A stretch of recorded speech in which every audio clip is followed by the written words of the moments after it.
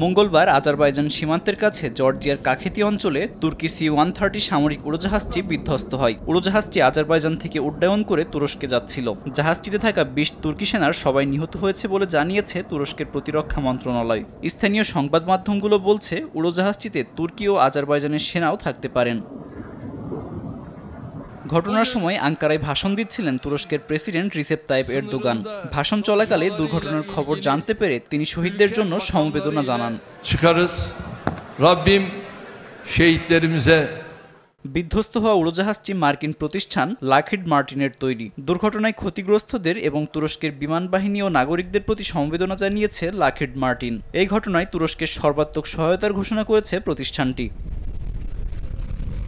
সি-130 Hercules হল ৪ engine বিশিষ্ট টার্বোপ্রোপ সামরিক পরিবহন বিমান। এই উড়োজাহাজ অপরিকল্পিত রানওয়েতে উড্ডয়ন ও অবতরণ করতে পারে। এটি কার্গো, সোনা ও সরঞ্জাম পরিবহন ছাড়াও গানশিপ ও গোয়েন্দা অভিযানে ব্যবহৃত হয়।